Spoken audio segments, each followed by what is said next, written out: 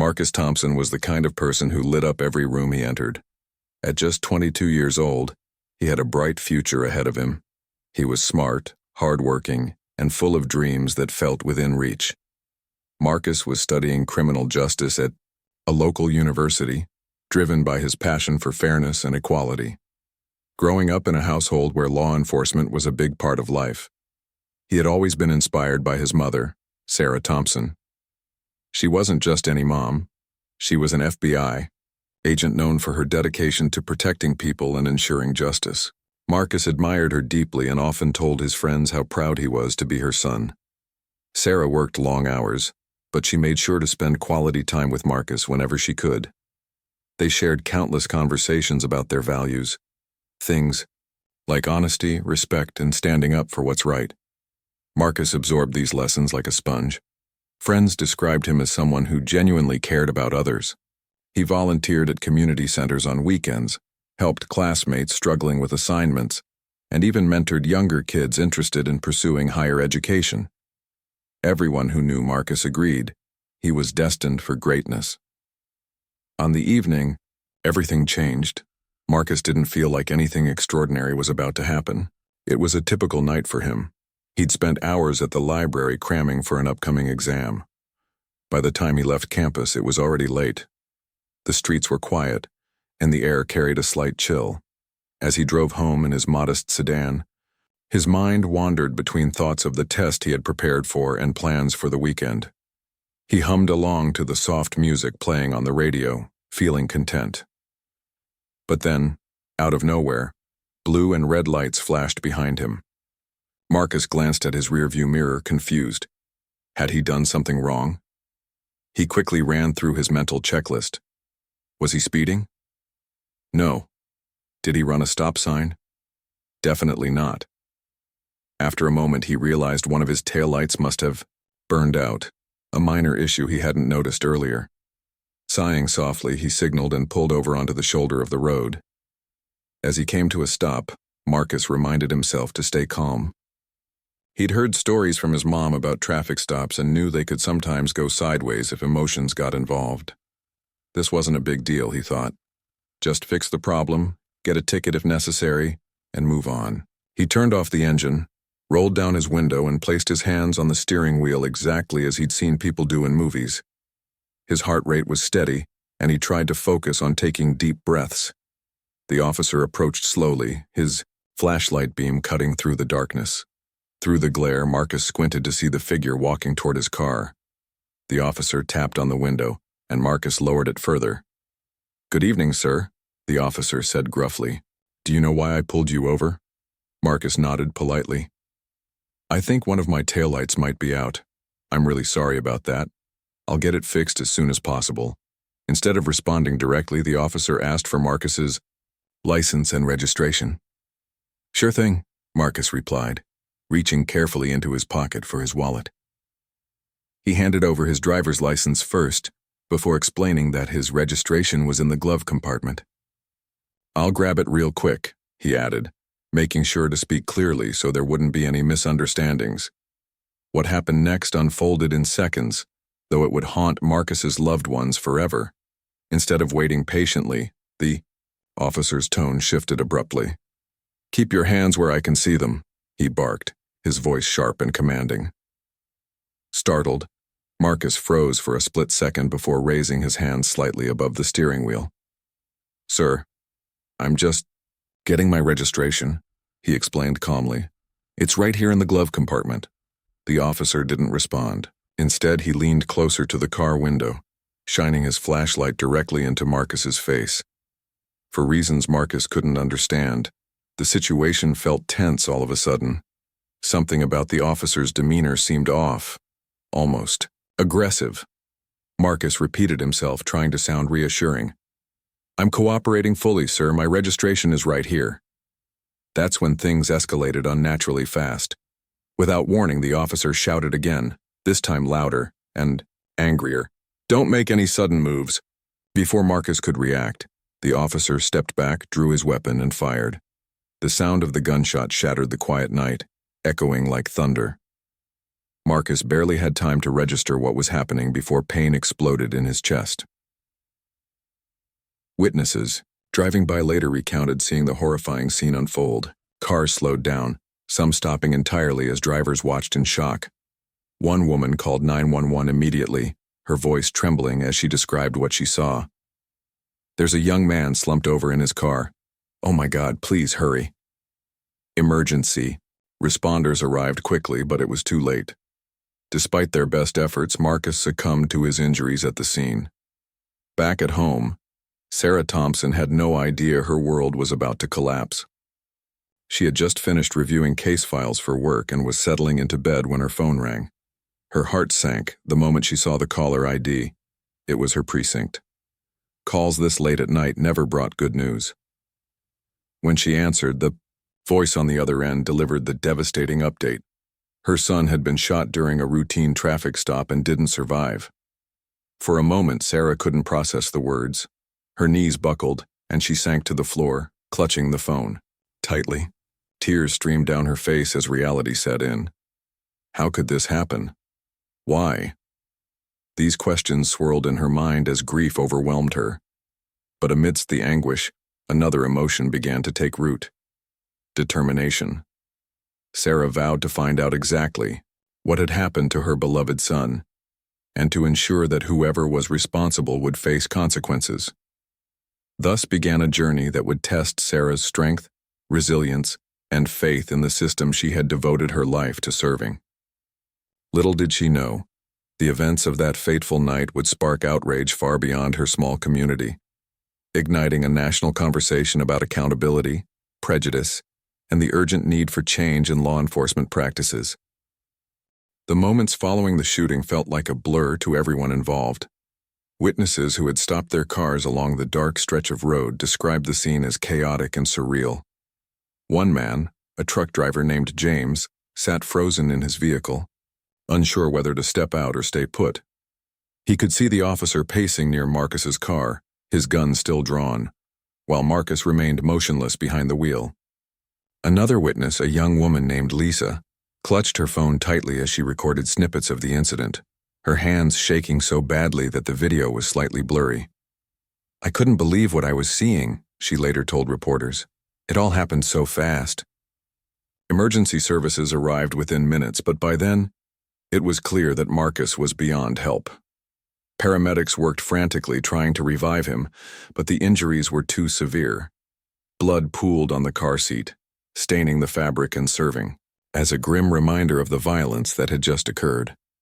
As news of the shooting spread, more people gathered at the scene, some out of curiosity, others because they wanted to understand what had gone wrong. The air was thick with tension and whispers rippled through the crowd. Why had this happened? What had led to such a tragic outcome? Meanwhile, Sarah Thompson received the call that would shatter her world. Her phone buzzed insistently on the nightstand, jolting her awake. It was late, and she had been drifting off after a long day of work. When she saw the number flashing on the screen, her stomach dropped. Calls from her precinct at this hour were never routine. She answered hesitantly, her voice laced with concern. "Hello?" On the other end, a colleague's tone was somber, almost apologetic. "Sarah, we need you to come down to the station right away. There's been an incident involving Marcus." At first, Sarah didn't comprehend the gravity of the situation. Her mind raced through possibilities. Had Marcus been in an accident? Was he hurt? But as the details began to sink in, her knees buckled beneath her. She collapsed onto the floor, clutching the phone as tears streamed down her face. "No," she whispered over and over again, as if saying it enough times might undo the truth. Her son, her brilliant, kind-hearted boy, was gone, and the circumstances surrounding his death made no sense. As dawn broke, the story gained traction. Online, videos captured by witnesses started circulating on social media platforms, sparking outrage across the country. In one clip, the officer could be heard shouting aggressively, his words barely intelligible over the sound of screeching tires and distant honks. Another angle showed Marcus reaching slowly into his glove compartment, his movements deliberate, and unhurried. The footage painted a stark picture. A young man who appeared calm and cooperative, met with lethal force for reasons that weren't immediately clear. Public reaction was swift and intense. Hashtags like "Krijg justice for Marcus" and "Why enough is enough" trended nationwide, drawing attention to systemic issues within law enforcement. People shared stories of similar encounters, expressing frustration and fear about racial profiling and excessive use of force. For many, Marcus's death wasn't an isolated tragedy. It was part of a larger pattern of injustice that needed to be addressed urgently. Back at the police department, Internal Affairs launched an investigation into the incident. The officer involved, Derek Collins, was placed on administrative leave pending further review. Initial reports revealed troubling details about his past. Over the years, multiple complaints had been filed against him alleging misconduct, including accusations of racial bias and unnecessary aggression during arrests. None of these complaints had resulted in disciplinary action, however, raising questions about accountability within the department. Sarah, devastated but resolute, threw herself into seeking answers. As an FBI agent, she knew how the system worked and how easily it could fail those who trusted it. She demanded transparency, pushing for a thorough examination of the events leading up to the shooting. With the help of civil rights attorneys, she filed requests for body camera footage, dashcam recordings, and any other evidence that might shed light on what had happened. Her determination inspired others to join the fight, including community leaders, activists, and even some members of law enforcement who believed change was long overdue. Days turned into weeks as the investigation unfolded. Evidence began to pile up, painting a damning portrait of Officer Collins. Audio recordings surfaced from previous incidents, capturing him using derogatory language and making inflammatory remarks. Witnesses came forward, recounting instances where he had escalated minor infractions into hostile confrontations. A pattern emerged, one that suggested recklessness and prejudice were deeply ingrained in his behavior. Despite the mounting evidence, there were still those who defended Collins. Some argued that officers faced immense pressure and had to make split-second decisions in dangerous situations. Others claimed the video footage didn't tell the whole story and urged caution before jumping to conclusions. These arguments only fueled the growing divide between those calling for justice and those resistant to acknowledging deeper systemic problems. For Sarah, the wait was excruciating. Every day brought new developments, each one chipping away at her resolve. She attended press conferences, spoke at rallies, and met with lawmakers, determined to keep Marcus's memory alive. At home, surrounded by photos of her smiling son, she allowed herself moments of vulnerability. She cried openly, screamed into pillows, and questioned why fate had chosen this path for her family. Yet, even in her darkest hours, she refused to give up. If anything, her pain strengthened her resolve. One evening, as she sifted through old photo albums, Sarah paused at a picture of Marcus taken during his high school graduation. He looked so proud, standing beside her with his diploma in hand. She remembered how he had hugged her tightly that day, whispering, "Thanks for always believing in me, Mom." Those words echoed in her mind now, anchoring her to the promise she had made, to ensure that his life wouldn't be forgotten and that his death would mean something. As public pressure mounted, authorities announced that Officer Collins would be arrested and charged with second-degree murder and manslaughter. The decision came as a relief to many, though Sarah understood it was only the beginning of a much longer battle. Justice, she knew, wasn't just about holding one person accountable. It was about addressing the flaws in a system that allowed tragedies like this to happen in the first place. The arrest marked a turning point, both for Sarah and for the broader movement sparked by Marcus's death. Protesters took to the streets, holding vigils and demanding reforms. Schools organized discussions about racism and policing, encouraging students to think critically about the world around them. Journalists dug deeper into cases of police misconduct, uncovering stories that had been buried for years. Slowly but surely, the conversation shifted, from anger and despair to hope and action. Through it all, Sarah continued to channel her grief into advocacy. She envisioned a future where no parent would have to endure the loss she had suffered, a future where trust between communities and law enforcement could be rebuilt. Though the road ahead was uncertain, she held on to the belief that change was possible. After all, Marcus had taught her that even in the face of adversity, resilience could light the way forward. The days following Officer Derek Collins's arrest felt like a whirlwind for Sarah Thompson. The news spread rapidly, not just locally but across the nation. People from all walks of life were talking about Marcus's case. His name became a symbol of the fight against injustice. For Sarah, this attention was both a blessing and a burden. On one hand, it meant that Marcus's story wasn't being ignored. On the other, it forced her to relive the tragedy over and over again as she spoke to reporters, attended meetings, and met with supporters. Each time she recounted what had happened, it felt like reopening a wound that would never fully heal. Despite her grief, Sarah refused to let herself be consumed by anger or despair. She knew that Marcus wouldn't want her to give up. He had always been someone who believed in hope and progress. So she channeled her energy into seeking answers and demanding accountability. Every morning she woke up with a renewed sense of purpose, determined to uncover the truth about the officer who had taken her son's life. With the help of a team of dedicated civil rights attorneys, she filed motions to obtain every piece of evidence related to the shooting: body camera footage, dash cam videos, witness statements, police reports, and even internal communications within the department. What they discovered painted a chilling picture of Derek Collins's conduct, not just on the night of the shooting, but throughout his career. Records showed that he had been involved in multiple incidents where excessive force had been used, particularly against individuals of color. Complaints had piled up over the years, yet none of them had led to any meaningful consequences. In fact, many of these complaints had been dismissed outright, often with little explanation. It seemed as though Collins operated under a shield of impunity, protected by policies and practices that prioritized loyalty over accountability. One of the most damning pieces of evidence came from audio recordings captured during previous arrests. These tapes revealed Collins using derogatory language and making inflammatory remarks toward suspects.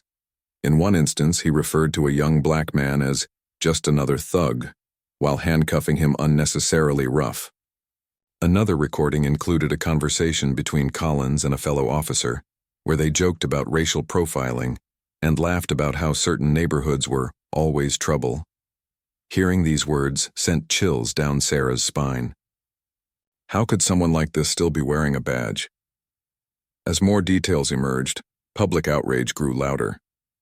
Protesters gathered outside the police station, holding signs that read, "Justice for Marcus" and "Accountability Now."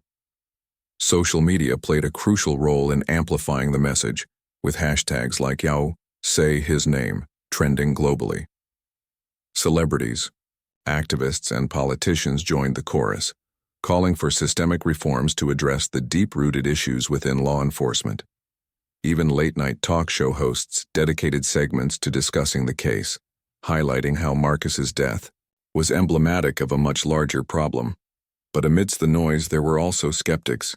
Some argued that officers like Collins were simply products of their environment, shaped by years of training and ingrained biases.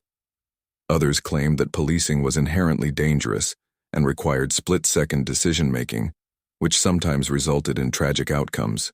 While some of these arguments were rooted in genuine concern for law enforcement professionals, others felt like attempts to deflect responsibility. To Sarah, such excuses only underscored the need for change. Throughout this period, Sarah found strength in unexpected places. Friends, family members, and even strangers reached out to offer support. Neighbors brought meals to her house, leaving notes of encouragement tucked beneath plates of food. Former colleagues from the FBI sent heartfelt messages, reminding her that she wasn't alone in this fight. Most touching of all were the letters from young people inspired by Marcus's memory. Students wrote essays about him, vowing to carry forward his legacy of kindness and fairness. Parents shared stories of how they used Marcus's story to teach their children about standing up for what's right. Despite the outpouring of love, however, Sarah struggled privately. Nights were the hardest. When the house fell silent and the world outside seemed distant, the weight of her loss pressed down on her chest. She would sit in Marcus's room surrounded by mementos of his life, trophies from sports tournaments, framed certificates of achievement, photos of him smiling brightly at family gatherings, and allow herself to cry. Sometimes she talked to him as if he were still there, sharing updates about the investigation and apologizing for not being able to protect him.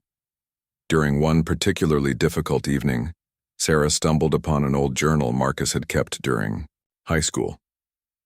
Flipping through its pages, she found entries filled with dreams and aspirations. One passage stood out. "I want to make a difference in the world," Marcus had written.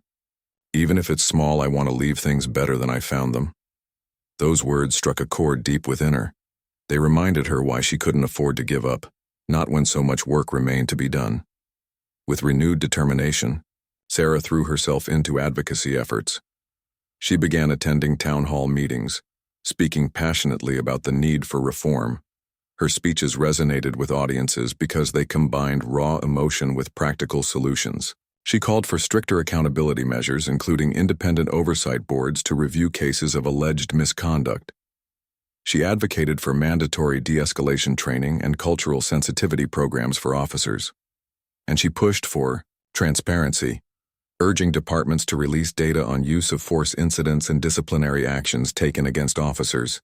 Her efforts didn't go unnoticed. Lawmakers started paying attention, introducing bills aimed at addressing the systemic issues Sarah highlighted. Community organizations rallied behind her, organizing fundraisers and awareness campaigns to keep the momentum going. Even some members of law enforcement expressed support, acknowledging that trust between the police and the communities they served needed to be rebuilt. As weeks turned into months, the trial date for Derek Collins approached. Prosecutors worked tirelessly to build a strong case, presenting evidence that left little room for doubt about his guilt. Witnesses testified about his pattern of aggressive behavior, while experts analyzed the video footage frame by frame, pointing out inconsistencies in his account of events. Meanwhile, Sarah continued to speak publicly, ensuring that Marcus's name remained at the forefront of the national conversation. On the day of the arraignment, Sarah sat in the courtroom alongside her legal team, her face a mask of composure, despite the storm raging inside her. As Derek Collins entered the room flanked by his attorneys, Sarah locked eyes with him briefly. There was no hatred in her gaze, only sadness and resolve. She wasn't fighting for revenge, she was fighting for justice. Justice not just for Marcus, but for everyone who had ever felt powerless in the face of systemic inequality. When the judge announced that Collins would stand trial, a wave of relief washed over Sarah. It wasn't a victory, not yet, but it was a step in the right direction. Outside the courthouse, reporters swarmed around her, asking how she felt about the decision. Instead of answering directly, she turned to the crowd of supporters who had gathered to show solidarity. "This isn't just about my son," she said firmly. "It's about every person who deserves to live without fear of discrimination or violence. We have a long way to go, but together, we can create a future where justice is truly blind." Her words resonated deeply, inspiring those present to redouble their efforts. The road ahead would undoubtedly be challenging, but Sarah knew that. Real change required persistence and unity. With each passing day, she grew more confident that Marcus's legacy would serve as a catalyst for transformation, a beacon of hope in a world desperate for fairness and equality. The trial of Derek Collins was one of the most anticipated legal proceedings in recent memory. For weeks, the courtroom buzzed with tension as lawyers, witnesses, and spectators gathered to hear the case that had captured national attention. Sarah Thompson attended every single day, sitting stoically in the front row, her eyes fixed on the proceedings. She dressed in somber colors, blacks and grays, and carried herself with a quiet dignity that commanded respect. Though her heart ached with every detail recounted, she refused to let her emotions overshadow her commitment to justice. Prosecutors presented their case methodically, building a narrative that painted Derek Collins as a reckless and prejudiced officer who had abused his power. They began by introducing video evidence from the night of the shooting. The footage, though grainy in parts, clearly showed Marcus complying with Collins' instructions. Frame by frame, they highlighted how Marcus moved slowly and deliberately, keeping his hands visible at all times. Experts were called in to analyze the timing of events, pointing out that mere seconds separated Marcus reaching for his registration and Collins firing his weapon. There was no imminent threat, one expert testified. This was not a justified use of lethal force. Next came the testimonies of witnesses who had been present during the traffic stop. James, the truck driver, described how he had watched in horror as the situation escalated unnaturally fast. "I thought maybe there'd been some kind of misunderstanding," he said under oath. "But when I saw the gun come out, I knew something was terribly wrong." Lisa, the young woman who had recorded part of the incident, broke down in tears as she recounted hearing the gunshot echo through the stillness of the night. Her voice trembled as she told the court, "He didn't deserve this. He was just a kid trying to do the right thing." Perhaps the most damning testimony came from former colleagues and individuals who had previously filed complaints against Collins. One man, a Latino father named Carlos Rivera, recounted being pulled over by Collins years earlier for a minor infraction. According to Rivera, Collins had berated him with racial slurs before slamming him onto the hood of his car. "I wasn't resisting," Rivera explained, "but he treated me like I was dangerous, like I wasn't human." Another witness, a retired police captain, testified about Collins's reputation within the department. "We warned each other about him," the captain admitted. "He had a short temper and a history of overreacting, especially with people of color." As the prosecution laid bare Collins's troubling behavior, the defense team struggled to counter the overwhelming evidence. Their primary argument centered around the idea that Collins had acted in self-defense, claiming he genuinely believed Marcus posed a threat. However, this claim fell apart under scrutiny. Body camera footage revealed discrepancies in Collins's account of events, including statements that contradicted what was captured on video. Additionally, audio recordings of past interactions further undermined his credibility, exposing a pattern of hostility and bias. Throughout the trial, Sarah sat silently, absorbing every word. At times it felt unbearable to listen to strangers dissect her son's final moments. Yet she forced herself to stay focused, knowing that this was her chance to ensure accountability. During breaks, she would step outside the courthouse to catch her breath, often finding solace in the presence of supporters who had traveled from across the country to show solidarity. Some held signs bearing Marcus's smiling face. Others simply offered hugs and words of encouragement. These small gestures reminded her that she wasn't alone in this fight. By the time closing arguments arrived, the atmosphere in the courtroom was electric. The prosecutor delivered a powerful summation, emphasizing the weight of the evidence and the moral imperative to hold Collins accountable. "This isn't just about one officer making a mistake," he declared. "It's about addressing a culture of impunity that allows bad actors to operate unchecked. Justice demands consequences, not excuses." Collins's attorney followed with a desperate plea for leniency, arguing that his client had made an error in judgment rather than acting out of malice. But even as he spoke, it was clear that the jury wasn't swayed. After deliberating for less than 2 days, they returned with a verdict: guilty on all counts, including second-degree murder and manslaughter. When the judge read the decision aloud, a collective gasp rippled through the room. Sarah closed her eyes briefly, exhaling a breath she hadn't realized she'd been holding. Tears welled up, but she wiped them away quickly, determined to remain composed.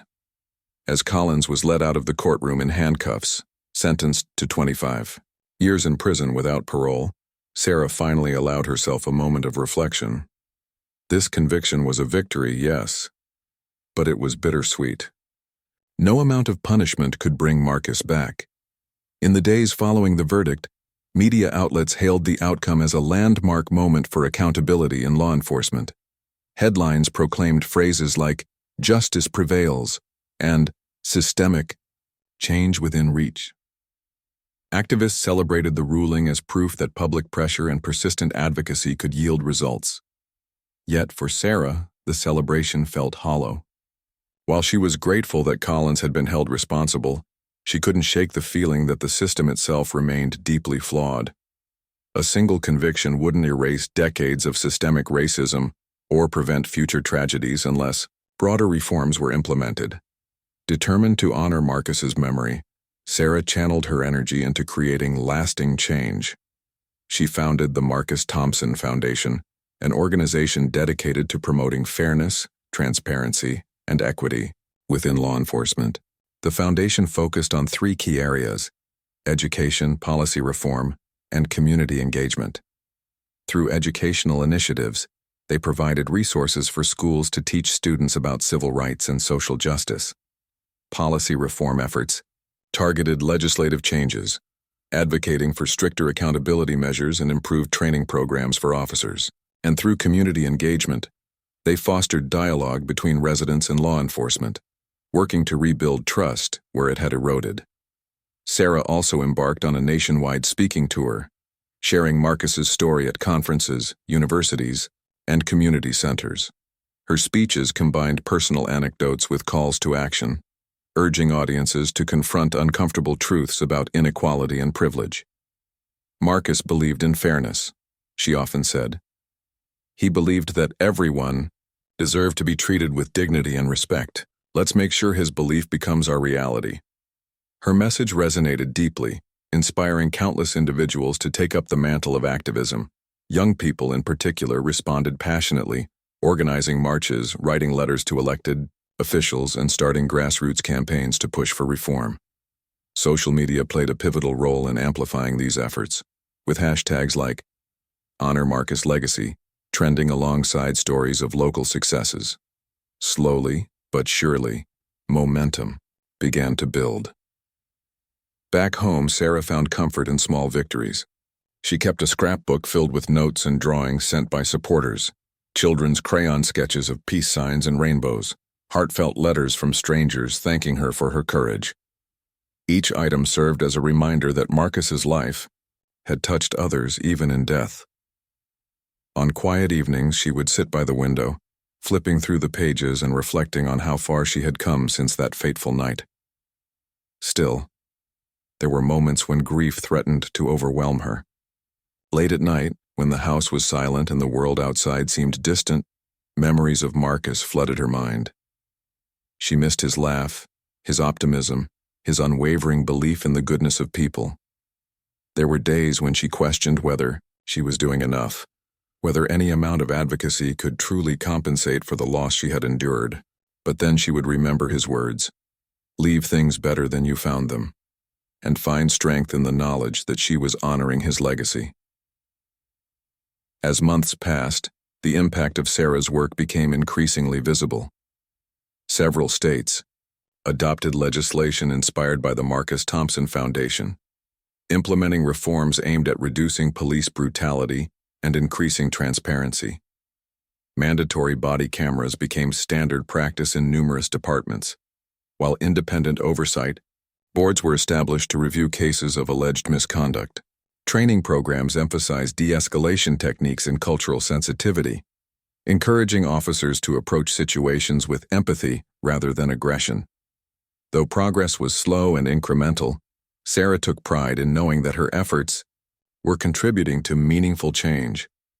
She understood that true transformation would require sustained commitment, not just from activists like herself, but from lawmakers, educators, and ordinary citizens alike. Every new policy, every shift in public opinion brought her closer to the future Marcus had envisioned, one where justice wasn't determined by race, class, or circumstance. On the anniversary of Marcus's death, Sarah visited his gravesite. She knelt beside the headstone, tracing the engraved letters of his name with her fingertips. Placing a badge engraved with Marcus Thompson beside fresh flowers, she whispered softly, "Your light still shines." As she stood to leave, a gentle breeze rustled the leaves overhead, carrying with it a sense of peace.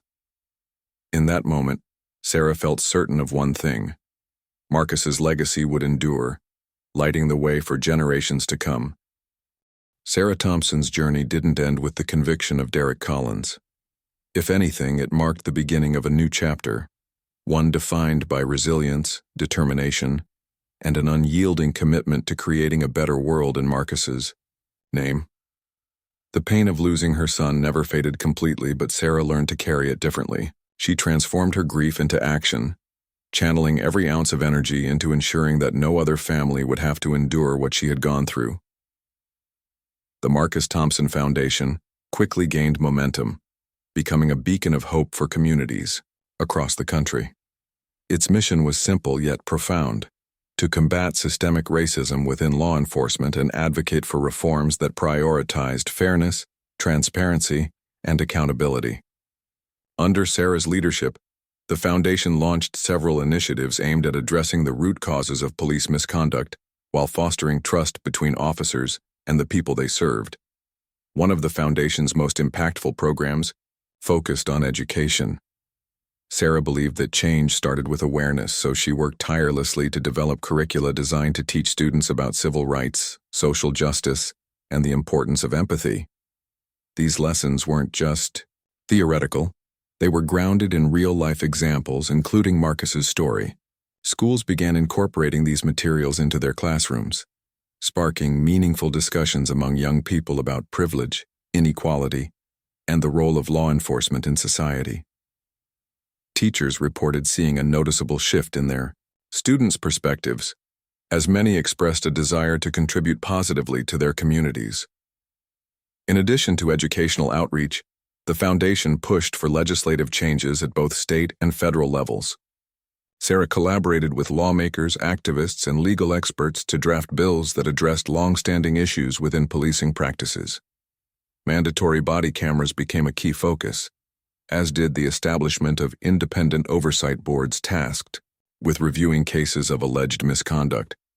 These boards were composed of diverse members, community leaders, legal professionals, mental health experts, and even former law enforcement officers who brought varied perspectives to the table.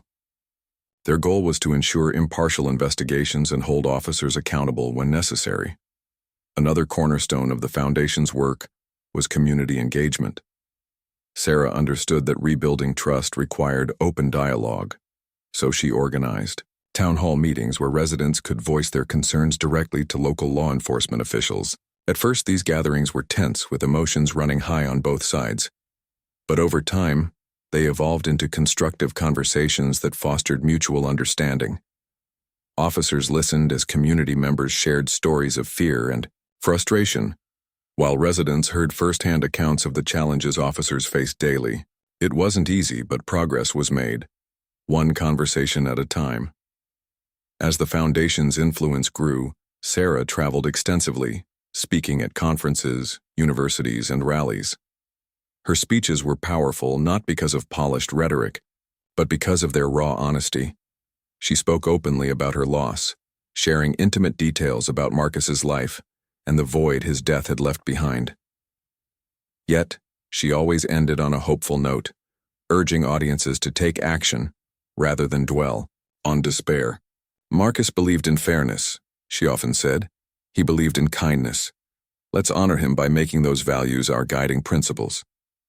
Her words resonated deeply, inspiring countless individuals to join the fight for justice.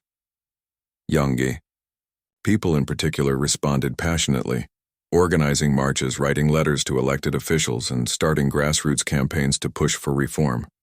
Social media played a pivotal role in amplifying these efforts, with hashtags like #Honor Marcus Legacy trending alongside stories of local successes. Slowly but surely, momentum began to build. Despite the foundation's achievements, Sarah faced moments of doubt. There were days when the weight of her responsibilities felt overwhelming, when the sheer scale of the problem seemed insurmountable. Some nights, after long hours spent strategizing or fundraising, she would sit alone in her living room staring at photos of Marcus. Tears would stream down her face as she whispered, "Am I doing enough? Is this making a difference?" Well, those dark moments, she reminded herself of Marcus's unwavering optimism. He had always believed that even small actions could lead to big changes. That belief kept her going. Over time, Sarah noticed tangible signs of progress. Several states adopted legislation inspired by the Marcus Thompson Foundation, implementing reforms aimed at reducing police brutality and increasing transparency.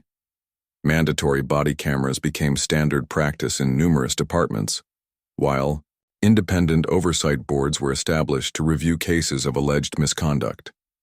Training programs emphasized de-escalation techniques and cultural sensitivity, encouraging officers to approach situations with empathy rather than aggression.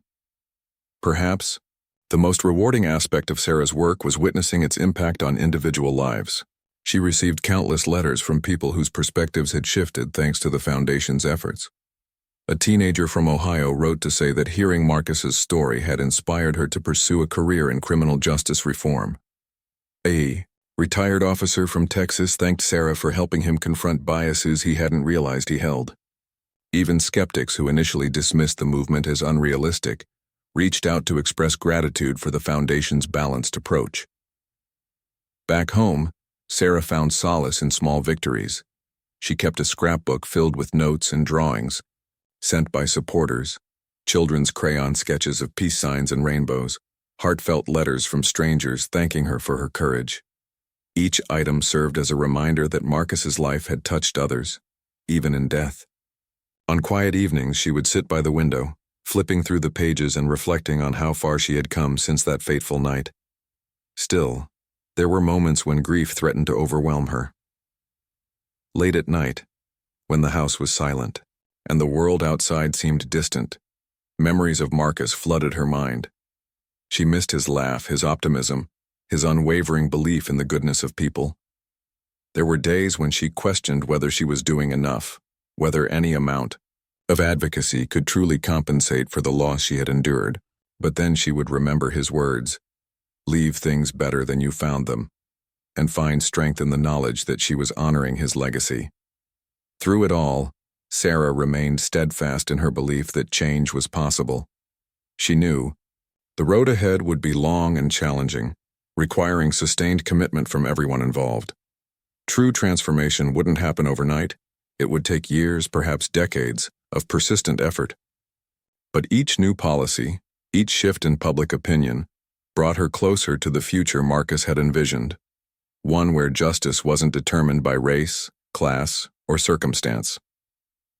On the 3rd anniversary of Marcus's death, Sarah organized a memorial event at a park near their home.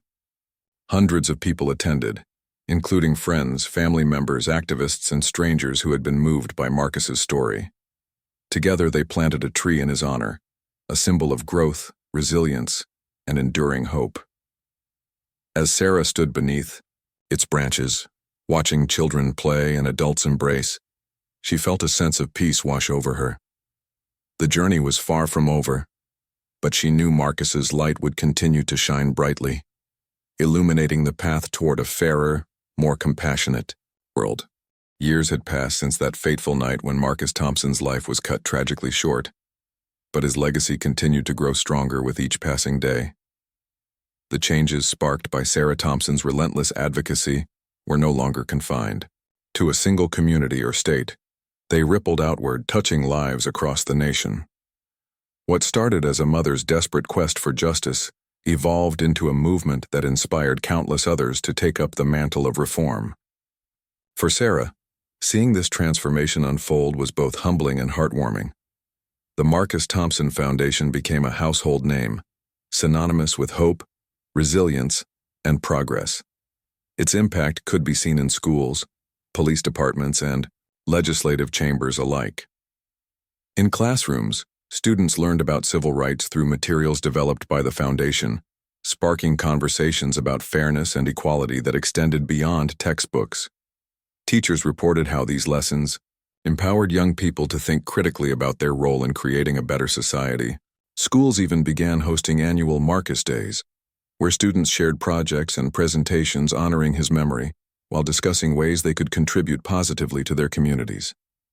Within law enforcement agencies, reforms advocated by the Foundation reshaped policies and practices. Mandatory body cameras became standard nationwide, ensuring transparency during interactions between officers and citizens. Independent oversight boards, once met with skepticism, gained widespread acceptance as tools for accountability. Officers underwent revamped training programs focused on de-escalation techniques, cultural sensitivity, and mental health awareness. These changes not only improved public trust, but also enhanced the safety of officers themselves, who now approach their work with greater empathy and understanding. Communities that had long felt alienated from law enforcement began to see tangible improvements. Town hall meetings organized by the Foundation fostered open dialogue, allowing residents to voice concerns without fear of judgment.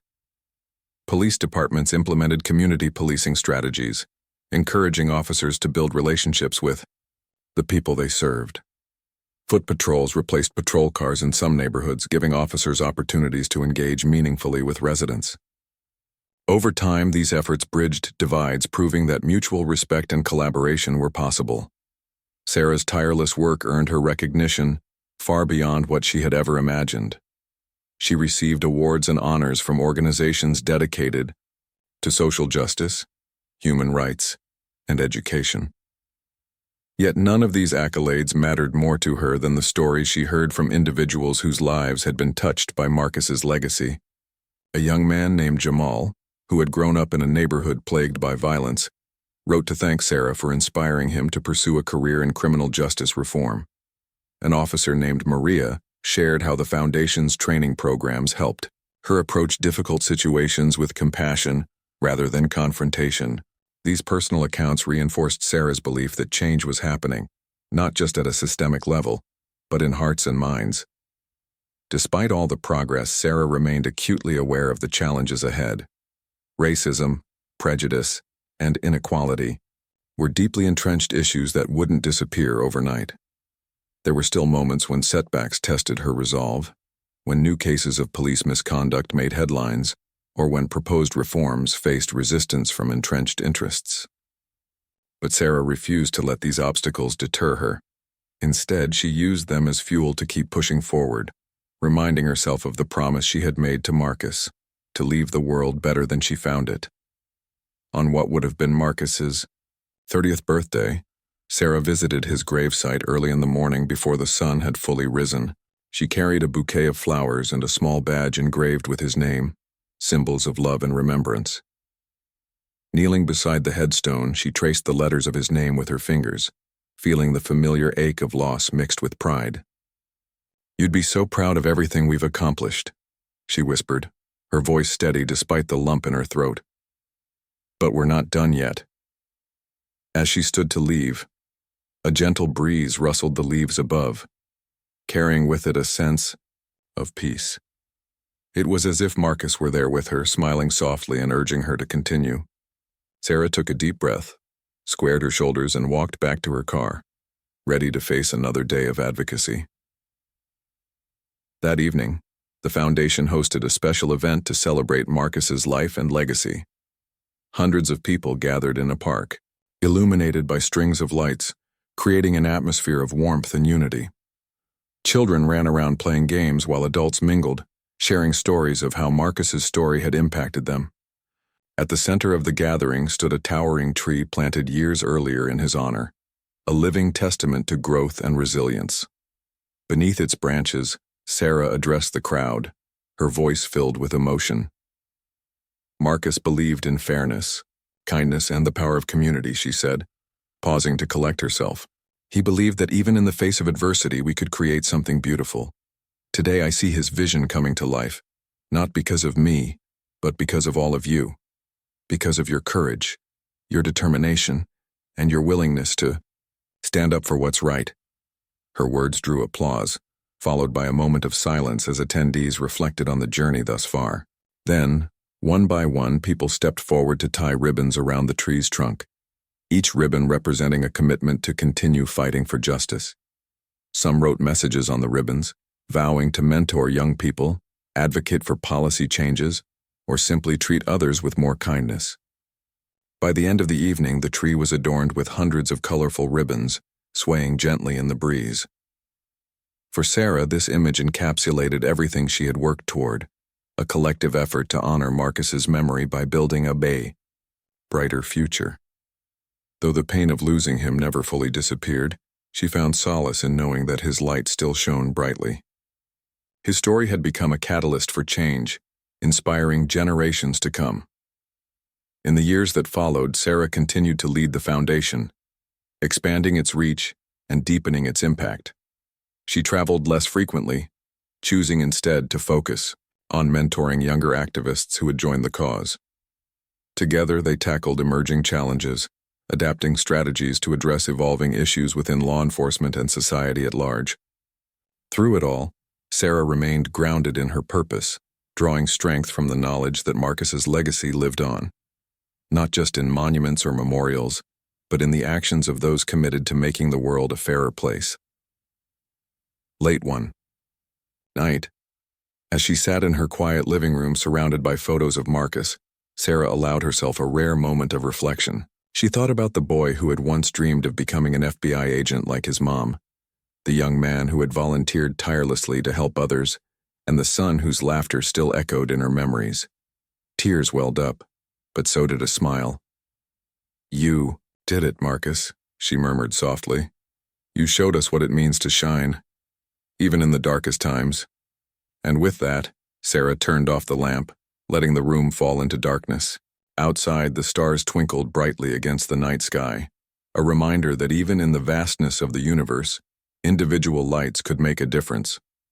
Marcus's light had ignited a flame that refused to dim, guiding countless others toward a future defined by hope, justice, and compassion.